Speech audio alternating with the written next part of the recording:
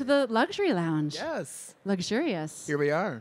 I'm Sophie Thank you all so Donaldson. I'm a journalist and author, as are you, fellow author. Corey Damon Jenkins, a designer who, of course, you know, and multi-time author, multi-reprints. Multiple Crazy reprints Yeah. on your book. No? Well, hopefully, come September 9th, I can be a multiple author. Can you guys hear Corey? No, kind guys of. hear It's me? a little bit low. If Corey- I eat the microphone like there we this, go. is That that guy's better? got you covered. All right. Yes, All right, sir. very good.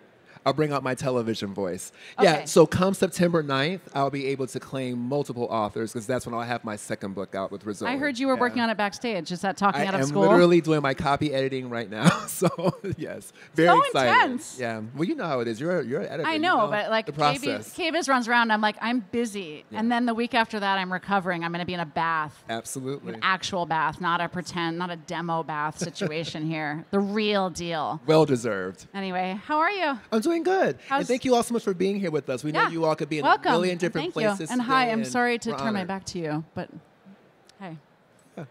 So here we are. So what have you been up to at KBiz? Well, I just got here literally an hour ago. Oh my so gosh. I have not got up to much of anything just yet. But after our talk today, I'll take a look around and check out all the booths and my friends at Kohler and Ann Sachs and Neolith and just all of our brands. So a lot to Love see, that. a lot to take in for sure. Yep. Okay, guys, how's your KBiz been? Like, thumbs up, everybody doing okay? Who's like a little tired or like feeling, and who's like, no, I'm just getting started? And those seats Yeah, are it's a little bit on the comfortable. little tired side. It's the afternoon. It's understandable. I have walked to the West Hall twice from Okay. north and then to south and back, and yeah. That is quite a schlep. I'm gonna wait That's a until walk. bedtime to check my step count. Who waits until bedtime? Raise your hand as like a little reward. Does anybody check it during the day? Does anybody like Apple Watch it? Yeah, you do. Who's like step count? Who cares? I used to be like that. Now I'm proud. Corey, we're going to talk about some cool stuff. We made up this topic together because Yep. it means something to us, which I really I love and identify with. And I think that a lot of you guys in the audience will feel kindred to some of this stuff too, which when we talk about sustainability and luxury and living well, some of it feels like common sense. It feels like the way that a lot of us have lived for generations. And maybe you, like me, I won't read into it. I will say I myself grew up in a house with furniture that was handed down, thrifted, side of the road and painted, a very creative household. My mom and my dad was game to partake, and my mother led the charge of a lot of painting projects and rehabilitation projects. But we were lucky enough to have furniture from some family. But then there was just like a lot of stuff and new things, and fancy things were not so much. We did not have a designer do a head to toe, and a lot. That's mostly how people live. If they're so lucky to even fill their house with such treasures, right? But me and you grew up, also in a world as we came into our professional selves of very sophisticated high-end design, and now you create those homes. And I guess I can start there and say, maybe folding in your journey in that, like how have you been able to take who you are and where you come from and gel it maybe, I think, which it feels like where you are in this chapter of your life, with the authenticness, with also the beauty that you create on a very sophisticated high-end level. So do you want me to tell them my story in terms of how I launched the firm and that? You can start there, and then I'll bring you back to the question. How's that? Okay. So basically, I think an important part of my ethos as a business person, as a designer, is really grounded in humility. Humility really informs a lot of what we do when we're working with high net worth individuals, because no matter whether you're a thousandaire, a millionaire, or a billionaire, everyone has a budget. Everyone has an appreciation for how far the dollar will take them, and so we want to approach that process from that humble, angle. And when I launched the firm, I had a successful career as a business, as a buyer in the automotive business sector for 10 years. I got laid off during the Great Recession in 2007, and then I launched the design firm in 2009. I had pursued interior design as a career back in 1996, and then made that detour for 10 years into the business sector, as I mentioned. But coming back into the design career, I realized that in order to find my first clients, I was going to be in need of humility. because I had lost my job, right? And what You were transitioning into a new line of work. Exactly. And I just want to make sure that you guys in the back can hear Corey. Is that a yes? Okay, good. Sorry, because he's about to tell a really good story. Yeah. I mean, it's already a really good story. Absolutely. So it was very important for me to really get the company off the ground and to find my first client. And I knocked on 779 doors in Metro Detroit during the Great Recession in the dead of winter to find my first client. During that door knocking campaign, I was... You really mean like door to door making calls, like Yeah. you were like talking to literally, people? Yeah. If I came to a gated community and there was a code that the homeowner would have to type in to get into the gated community, I would pull up in my car, like lie in wait and wait for them to type in their code. They drive in, I pull in behind them, pull off to the side, and get out the car and start knocking on doors. That's intrepid. In the dead of winter, right? But it required humility, and this is why the point I'm getting to is that when you're knocking on doors like that in a very holistic way to get your first client, you are eligible for whatever comes next. So whether it's the door being slammed in your face, or the homeowner letting dogs out to chase you off the property, or perhaps the homeowner calling you a very unsavory name, or the client taking all of your ideas and then disappearing and ghosting you when you turn in your letter of agreement, I experienced all of these things. And of course, the majority of it was just no one answered the door at all. It's very humbling. And so when I finally got that first client, that doctor and his wife who gave us our first commission, we did a great job with the house renovation. HGTV's executives discovered the work online and then cast me on my first television show. By that point, I had a wholesome appreciation for the idea of approaching design with an angle of humility. And I think that's very important when we're working with clients, that whether they have a large budget or a more moderate budget, that we respect their resources from a humble angle. It's very important. And that, what we're talking about, the luxury, standing the test of time, and these ways of maybe not overconsumption or doing sort of wasteful things. I was reviewing your works, thinking of what I want to regram, what cute Corey pic did I want on my own social media, and I just see how many accessories that are antique, but sometimes not special. They're mixed with special things. Like, you've always been a master of this sort of mixing sensibility.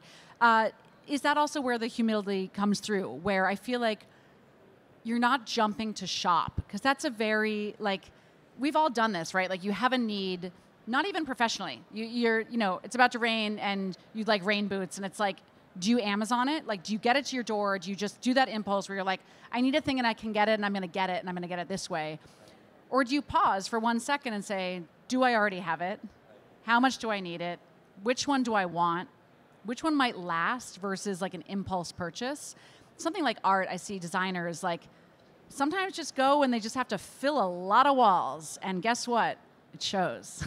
Yeah. I turned it working in magazines I was editor-in-chief of House Beautiful for a number of years, which is how I know you guys. We met previous to that when I was a nothing.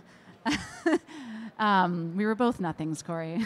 Anyway, but seeing projects come to life, seeing homes, and you can tell when some of it has been thought about, organic, and pieced together. And when it's like there needed to be a spree to finish the job and get it done, and it happens, right? It happens, but it's a lot of consumption. It's a lot of spending. It's a lot of new stuff, and sometimes a lot of waste, because not all of that comes with, I don't know, the care and the thought, right? Can you talk a little bit about how you approach that and why it shows in your work? It seems like you espouse that. I love when clients actually come to the project with a collection of something. It doesn't have to be a very expensive collection of something. It has to be a meaningful, authentic collection of something. And it gives the project and the house that we're developing its soul. It gives it its pedigree. It gives it the provenance. It makes the house feel like a home.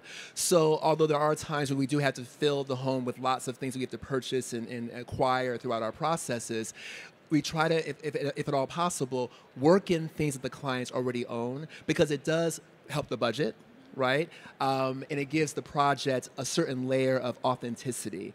And I think a lot of our clients right now, that's what's most important to them, is having that authentic layer to their project. They don't want the cookie cutter look of their neighbors, their sister-in-laws. They want homes that feel very bespoke and highly tailored. And the best way to do that is by utilizing the things they already own and not being ashamed of that. Can you tell me about a time that maybe they had a collection of something that they were like, oh, don't worry about that. Like we're going to get rid of that, or, just, pay no attention. And you were able to say, actually, we can work with this. Absolutely. We had a client in New Canaan, Connecticut, and she had a very nice collection of porcelain animals. And they were beautiful, but she had a large collection of them, and they were too brittle, too fragile to put out like on a coffee table or in a mainstay, mainstream, traffic area in the house. But in her powder room over the toilet, we had a really nice kind of etagere installed, and it became the perfect spot for all of her guests to see this beautiful collection of porcelain, not being disturbed. It has to be dusted, obviously, but it made art possible in that small little nook in her house.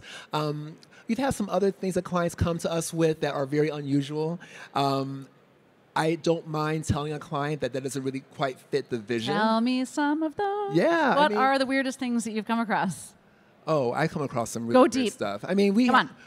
I'll say this. I had one client come to me with a collection of art pieces that featured a Nazi swastika. Okay, hard no. Did you keep the client? Yeah. Interesting. Yeah, I mean, it had been passed down to him through his family.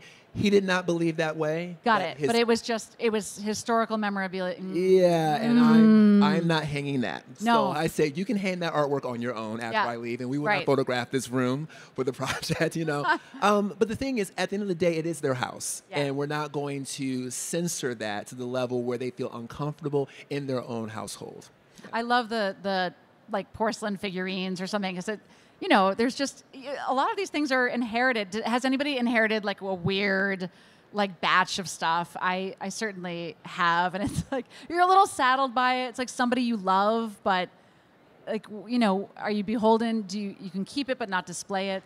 But I will say that massed in a group, it takes on, it transcends, right? It transcends from being these kind of like tchotchkes into, I don't know, a more bold moment, right? Absolutely. And I think that speaks to sustainability. So many people now are becoming more hip to the need to respect the planet and to conserve our resources. And one of the best ways to do that is by really embracing antiquity.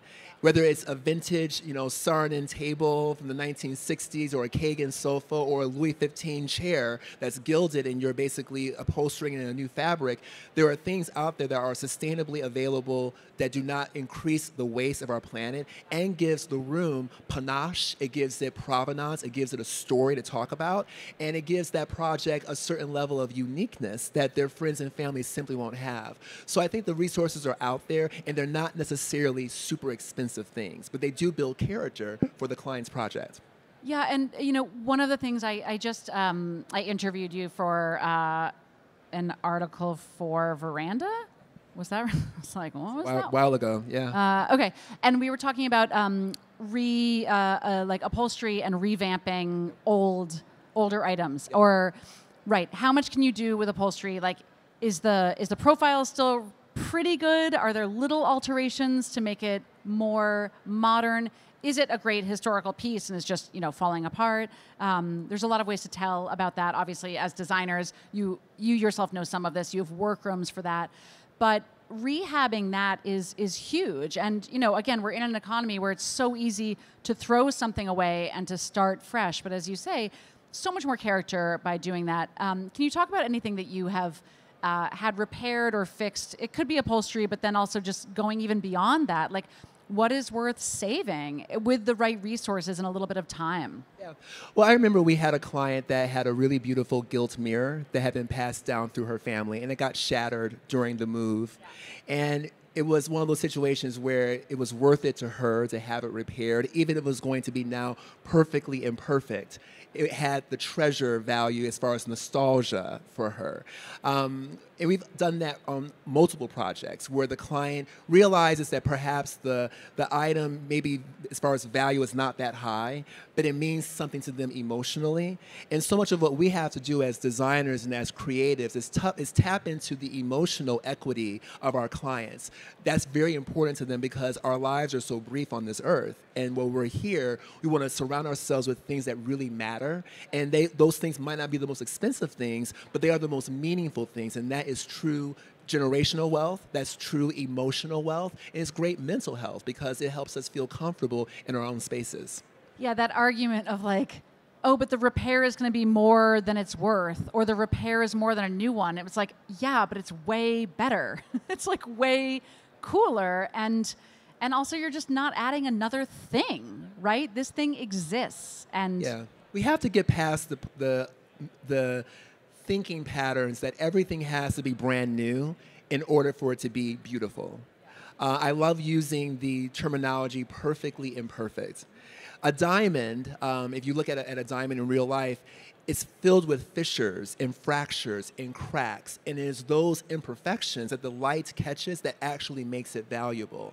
I think as designers and as architects and as homeowners, we need to start embracing the fact that not everything has to be perfect for it to be beautiful. I think that a lot of people, unfortunately, spend a lot of money buying things they do not need to impress people they do not like with money they do not really have. And so that's because, as a society, we have created an environment through social media, how many likes, how many followers. We've created this almost hostile environment for people to compare themselves to others. And so I think as designers, we're in a position to kind of lead the charge to help people feel good about embracing what they have and not being so caught up in keeping up with the Joneses, if you will. How do you, can you say that phrase one more time, because it's so good? Spending... buying things you don't need to impress people you don't like with money you don't have. A lot of people live beyond Raise your hand if you know someone. I mean, I love that. I mean, I'll even say this. We will have people reach out to us knowing that our brand is established. We have an established portfolio. We will go through the entire process, and they know they don't have the budget to work with our firm. And it's frustrating for them and for us because eventually the rubber will hit the road and we're going to ask them what the budget is. And they're like, well, I really shouldn't be embarking on this. But it's because they're trying to impress someone else. Their sister hired a big name interior designer, or their coworkers building a house. And so they're trying to keep up with the idea that others have more, so therefore I too must have more. We need to get around that and start embracing ourselves as being complete human beings with or without the number of likes or follows on social media. And we used to be that way as a human society before the advent of Facebook and Instagram. And I'm hoping we're going to get back to that point in the future. And it's, yeah, amen to that. And it's an interesting and honest thing to maybe see a client, even that does have the budget, but the fit is not right. And to be strong enough to say, like, I don't even know that you want a designer. Like sometimes people come to you and they're like this and this and this, and you're like, you seem really cut out to do it. Like maybe you should just do it yourself, lady. And that's okay. That's what I was speaking about on my masterclass program. That masterclass was designed for people. Oh my God, I know you have a masterclass, which is so cool. I have a masterclass, and like right. Instagram has fed me your ad, which I'm like, sorry about that. I'm like, do it. I love him. He's my friend. Yeah, I was so excited. And people will often ask me, why did you agree to do masterclass? And obviously I look up to the other stars they have on the platform, like Anna Wintour and Mariah Carey and all these big names. I look up to the quality of their production. But the reason why I did it? I really believe in design democracy. When I launched my firm, I will tell you that there were a lot of interior designers who were not helpful to me. I asked designers, who's your favorite painter? Who's your best wallpaper installer? Who is your best whatever, your best carpenter? And so many designers were so cagey and selfish with their resources. And I told myself, if I'm ever in a position to help others, I will end this cycle and help. So although Masterclass gives a lot of tips and tricks of the trade, it was designed to promote design democracy, to help those who perhaps can't afford a big name designer to get the results on their own. Yeah, and it's never going to peel away from those who want a partner that's creative, that's going to turnkey their house for them. It's never going to take that from the pool. I know, I love Everyone that. deserves to have a beautiful home. Well, when we were talking about, to bring it back, which will be hard for us maybe, and then we're going to take some ample question and answers at the end and leave a little bit of time for it. So by all means, Corey's willing to answer all your questions. Anything. Design democracy. I'm here for free. Go ahead. Yeah, no, it's true. It's cool. We were talking about the purchases that you can make yourself and talk to clients about making that as life changes come with you. I know that like upholstery, for example, is one where like it's a little tough. Like, you know, a frame is great and it can be recovered later, but you're still going to have to talk about fabric and doing something that's like, but you brought up a really, really great one. I want to know if you have any more. And these are things that, so for like a growing family or somebody that's changing, or even, you know, people that are aging that might downsize and they're going to be letting go of some of their things and they know it, but they're still living today, you know? And you said chandelier, which I loved because you mentioned that it's like out of reach and that lighting is pretty easy to move. Even a chandelier can be created. It's like not that crazy. Can you just talk about that ethos and in general of like, how do you make that budget count and really look the part and not feel like you're going to either run through it or damage it just in the day-to-day life? Well, when I'm working with even appliances or something like that. Ugh, I shouldn't say it here, but like you know, there's a bit of a shelf life, and there you know there's some luxury price tags, so it's not always you're not always reaping all of the benefits of a luxurious spend, you know. Well, when I was a child in the 70s and 80s, our responsibility with our parents was to put our toys away every day. All right, we were given a very large toy box with a lid on it, and that was our simple job as children, was to put our toys away. We learned early on that if you put the small dolls and Matchbox cars and little action figures, if you put all those small toys into the toy box first, and then you put the large Tonka trucks and fire trucks and the basketballs on top of the smaller toys, the lid never closes, because the smaller pieces take up all the space at the bottom, right? If you put the big pieces into the box first, everything trickles down and finds a little nook, a little cranny to kind of, you know, fall into place. So the same thing takes place with interior design when it comes to a budget. You put into the budget the big ticket items that mean the most, and if you do that, everything else trickles into place. So for example, let's say your budget is limited, but you really want your home, this room, to be just fabulous, but you want to be mindful of perhaps your children who are very young, a dog or a cat who may tear stuff up and make messes. You want to live beautifully, but you want to keep your spending kind of nominal on the ground level so you can appreciate it for longer. Well, maybe that's where you splurge on a beautiful chandelier up top. If your children can climb up and damage your chandelier, that's a problem I cannot help you with. You should be spending on child care. That's a badass kid, right? But most people can't get up there to damage that. So that becomes your price, your investment. And then should you ever move, you can take that piece of investment with you, right? And then maybe you keep your rug and your furniture more moderately priced so it can hold up to wear and tear from children and dogs and pets and things of that nature. So it's all about prioritizing your values, what means the most to you. And remember, if you splurge on a beautiful wall covering or a beautiful light fixture, your friends and family don't know what you spent.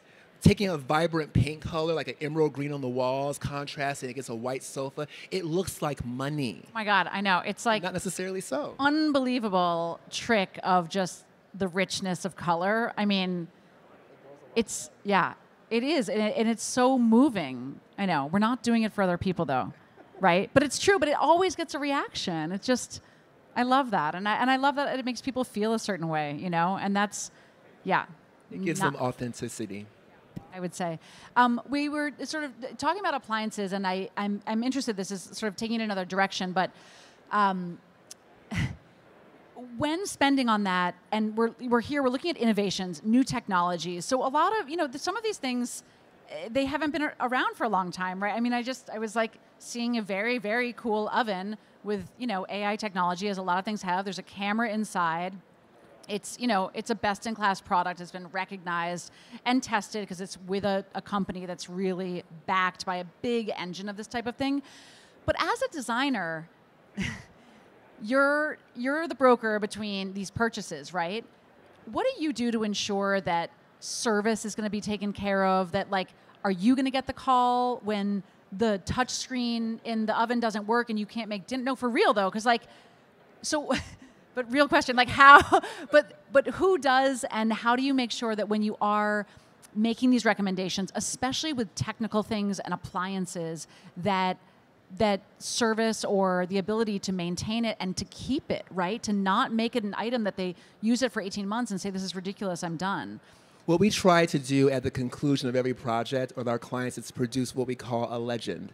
The legend is a booklet that contains every design aspect that we use to build that home or to renovate that house. So paint colors by room. What was the paint color? Was it flat finish? Was it glossy? Was it eggshell? It's all broken down for them. Appliances, the SKU number, the make and model, the manufacturer, the hotline you call if things break down. Our number is never listed there. Do not call me if your LaConcha range breaks down. Call the specifications that are listed there in the source there in the booklet. And I think by empowering the client with that information and not being cagey with it, you are opening the pathway for them to take care of themselves. You know, our job as interior designers, we're like design doctors. We're delivering children, physically speaking, with the house, or maybe we're doing a nip and tuck as far as plastic surgery. But whatever we do, when we're done, the house needs to look like you. And we're going to send you home with that baby looking like you. So therefore, here are all the toys, here are all the clothes, here's the crib, here's the blanket, all that goes with you. And we wish you the very best of luck. And so that, though, they have to feel confident, like that purchase is their purchase, not, and that's part of the psychology of like when they're, buying it themselves. Yeah, empower them. And do you have to, I mean, I imagine you're educating yourselves also with these manufacturers, and like it's a reason when, designers are swanning around on trips with certain manufacturers. But there is a huge education component to that, and, factory and workshop tours and like that kind of thing. Like that is real, and you do learn, about it. And then talk about a number you can call. You can be like, thanks for the trip to Mexico, and about your product. But it's true. That's a relationship that you're building, right? I mean, and that's like one of the cool things that we have going on here, which is like an actual face to the business card, to the rep, to the whole, cycle, and getting closer to that and feeling confidence when you say, I actually know these people, I saw it happen, I knew when they innovated this and presented it, and I'm excited to share this with you, I think that's a very, very cool thing. What else in the home do you think are places that maybe waste or overconsumption or just it could be maybe curbed? What would you like to see, and what do you do in your own practice when you're kind of working on the whole sweep of the portfolio of where are we spending and where are we going to hold off for a hot minute? I think that electronics and toys, those are things that people obviously want to splurge on. I do think it's important that we are thinking about the future and not getting so customized to the point that when the technology upgrades and updates itself, that you're completely left out of the loop and therefore have to tear everything out and purchase everything all over again. So I do try to be mindful of that with our clients. So can I ask specifically, USB outlets, or the huge trend of like the island where you like push the thing and it pops up, and they were all USB, and now they're USB-C. Exactly. Yeah. Bummo. Yeah, it's a risk. It's a high risk, high reward. You enjoy it while it works, but then when it doesn't work or it's been outdated, now you're kind of up a creek. So we try to restrict those types of designs not to something like an island, but to a wall that can be easily accessed by an electrician and upgraded easily. Love that. We're going to start the Q&A period, and I have a really pressing question, which is that if you were in Las Vegas, but we weren't at a trade show and didn't have to like wake up and have a call time and like show our best face in the morning, what kind of Vegas are you? Are you Vegas at all? Do you like Las Vegas? I love Las God. Vegas. Yeah, but I have not you been had a in long hesitation. time. Well, I haven't been. So I was coming to Las Vegas like 4 or 5 times a year for 5 years. Pourquoi? It was for work, and it was fine. But it's been probably 6 or 7 years since I've been here, so it's good to be back. And you've only been back for an hour and a half? I got back on Let's get Friday. this boy on the town. Let's go. Yeah, I enjoy Vegas. But it's good to Okay, but what kind of Vegas are you? Are you like? Do you like to dine? Do you like to go out? Do you like to club? Do you like shows? I like the shows. Day party, we went to go pool see, scene. Cirque What du am I missing? Soleil. Gambling. No, not gambling. Any of the things. Cirque du Soleil. I like seeing Shows. shows. Great. I enjoy the food. And I enjoy also visiting all the interior lobbies of all the various hotels. Oh my God. Oh and my God. seeing the How design. fun, guys, Yeah, right? I do enjoy Yes? seeing that. I get to stay at Encore, which is like the light of my life other than my children, and it is so delightful. And they did all these things that they didn't have to do. It's so cool when they go the extra mile in a hospitality project. So good. I love that. Okay, who has a more pertinent question? Yes. Ta-da. Oh, and we have a microphone for you. Hi. What's your name? My name is Chiquita. I'm from Where are you from? St. Louis. Great. So I have a question about after you gained your first customer, your client, how fast did your business grow after that, and what steps did you take to get it to grow? Great question. It's a great question. So a lot of people think that after I knocked on that 779th door and got the first client and then got cast on HGTV, that the company just took off. That would be a lie. I continued knocking on doors after my 779th door because one client is not enough to sustain an entire firm, let alone a household, and those monies are going to run out. So I continued knocking on doors. So let's see, I did that project in 2009, 10. By 2011 is when I started to have my second project and then my third project. And then by 2013 was when we really took off. And that's when we got our first cover story in Traditional Home. And then a year later, we got the front cover of House Beautiful. So yeah, so it was around that time. So it took a few years. It's not like the glossy. What did you overnight do though? success. Like, did you? Yeah, I mean, you kept knocking basically, and then did you promote the project that you were working on, and ask for referrals to other friends, or like how did you actually grassroots grow that? All of the above. I was partnering with an antique store in town and did like a little vignette for her That's cool. using her antiques, and that gave me more photography to build out my portfolio. I took on small jobs. I did CAD work for other designers. I did floor plans for them. I did sketches and renderings. So I continued to supplement the income to keep the ball rolling. I will also say that I was obviously still collecting some unemployment benefits because I wasn't at the threshold where I could just say we're done with that because the work was not consistent. It was still like a freelance type situation, but eventually we were able to wean ourselves off of that because the business did start to take off. I was cast on HGTV in 2011, and so I think probably 6 or 7 months after that show aired is when I started to really get comprehensive business inquiries from across the country. Do you think TV brought you business, or were you also growing? Like, it's always the question of publishing or being on TV. It's like people kind of think it leads to work, but the people that do it are like, Well, sometimes maybe. Fortunately, my show on HGTV was a high-end show. It wasn't one of those DIY series where I did your entire house in 5 days for $500. Right. It wasn't one of those shows. It was more of a very high, and one of the last of its kind. That was back in the days of Candace Olsen. You remember, they had like the Genevieve. They were doing like higher-end shows. That was the era that my show came out. And then they went to the whole love it or list it, get rid of your home, flip it, flop it, whatever. Yep. I was off the show at that point. So I think at that particular time, my show did help me get that expertise and get that exposure. It was very helpful. Yeah, because the tenor of the show was in keeping with your ethos. What was the first show? Show House Showdown. Oh, right. Oh, I love that. So Killed good. them all. Who's got another question? Yes, we'll get your mic to you. Hi. Hi. Just first of all, I want to just say what a breath of fresh air it is just to hear you speak, and how I'm like smiling ear to ear just about your authenticity and the humility. And I think it's such a temptation to get caught up into how we can find our full identity in what we do, and we kind of separate that from being the complete person like you were talking about. So bravo to you for that, because I do feel like that's really easy to get lost in the sauce of what we do. My main question that I had was, when you're going through the process of trying new products, new materials, new tradespeople, how do you vet them without testing a high-end homeowner as a guinea pig?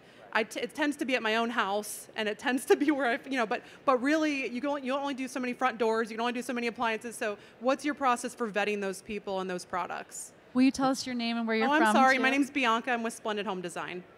From what city? Stuart, Florida. Cool. So what I try to do is ask the vendor for a list of recommendations, other designers, other clients who have purchased the product, specifically the SKU numbers I'm interested in or something very similar, and they're not going to give the client's name or information, but they should be able to give you a trade member's information to call that designer or that architect and have them tell you how was the experience, how was the installation, how is the product holding up, how was the delivery, the logistics, were there any flaws or quality issues? Is your client happy? And that will give you an idea. And if the vast majority of the testimonials you get back from those trade members is positive, that should be enough to give you the go-ahead to go ahead and have your client invest in that product. That's great. Another, yes, sir. Thanks, Michael Bell. Jason. Hi, Corey. Hi, Michael. Hi, Sophie. Hi. So I wanted to Wait, ask. who are you? Where are you I'm from? Michael Bauer. I'm from Dallas, Texas, and I'm with I Fazy know. Rugs. These are our Fazy Rugs. That being said, Corey, I know that you're super vetted into the Kips Bay Show House. I want to know, how did you land that very first one, and where did that come from, and how did it develop into what you're doing now with them? That's a great question. So Kips Bay reached out to me, Jamie Drake. Any of you know who the designer Jamie Drake is? Legendary talent, really wonderful name and personality. He reached out to me in 2019 to partner with the Kips Bay Boys and Girls Club to produce a room for the Kips Bay Show House in New York City. I will say prior to that, though, I had been, doing my own version of fundraising for the community and for the charity, attending the President's Dinner, attending various functions, meeting with the children in the Bronx Club and showing an interest. So therefore, it was easy for them to say, hey, we love your work, and also can you design a room for us? And I said, of course, yes. Then later, I was asked to do another room for the Dallas Kips Bay Show House a couple of years later in 2021. And now I'm on the board of trustees for the Kips Bay Boys and Girls Club. So it's all about giving back to the children and supporting them in ways that are invisible. Because I think sometimes designers want to do show houses to kind of show off. And I get it's a show house or you're showing off. But so many times they forget the value and the reason why they're doing it. I've asked designers that do the Kips Bay Show House now, why are you helping our charity? Like, why are you doing the house? I had one designer tell me, she said, well, you're designing a room in the house, and Alexa Hampton and Ken Falk and Martin Lawrence Bulliard, and if you all are in the house and I'm in the house, it's a really great endorsement of my talent. It says that I've arrived, and it just is a really good talent booster for me, for my potential clients. I just love what this is going to do for my business. And I said, wrong answer. I said, your purpose here is to help raise funds for children who are underprivileged and in need in the Bronx of New York. I said, I'm on the board, just so you know, and her face just completely turned beet red. I said, I am on the board. Please be glad that you told me this response. Don't ever tell a member of the press that your reason for doing a show house is to ingratiate yourself and to build your brand. That's the entire loss of focus as to why we do what we do. We're here to give. And if you give from the heart, whatever blessings are due to you will find their way to you. So that's what you have to approach for.